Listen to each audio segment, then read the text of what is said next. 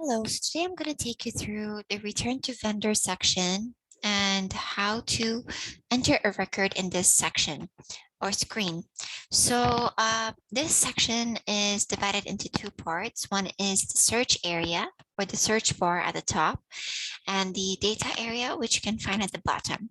So the search area is basically an area you can search for all data or a specific data that you're looking for in the system that you've previously entered in this screen specifically.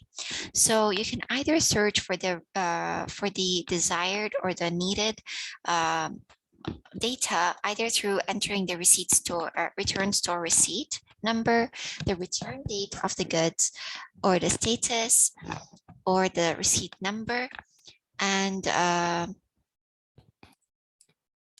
yes, and automatically this search area will search through the system data and will jot down for you and shortlist for you the record that is matching with your search criteria.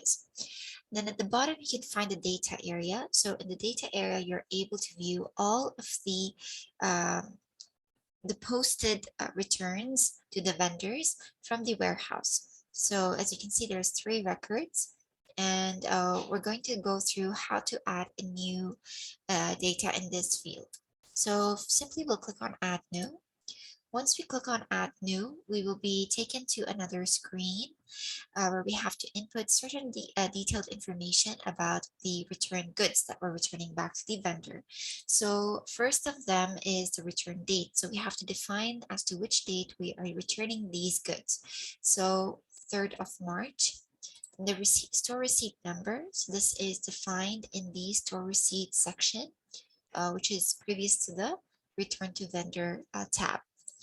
And automatically, once this receipt number is selected, the system will automatically bring up data it's gathered in its data field, and will enter the vendor number, the vendor name, and the vendor warehouse name as well.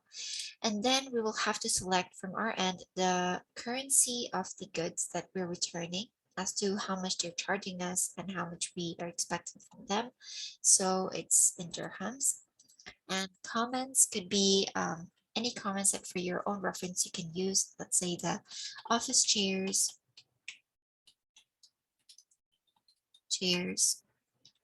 were damaged during delivery.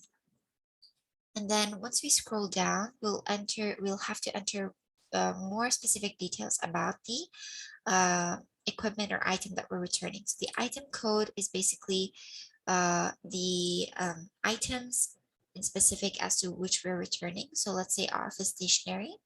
And the quantity, there's 40 chairs. So here you will define the quantity of how many of the goods or the items that you're returning back. So for us, it's 40. And then we will click on Add New. Oh, sorry. So let's say 9. There's automatically, once the office stationery is selected, the system will generate an available quantity. So we'll just write 9.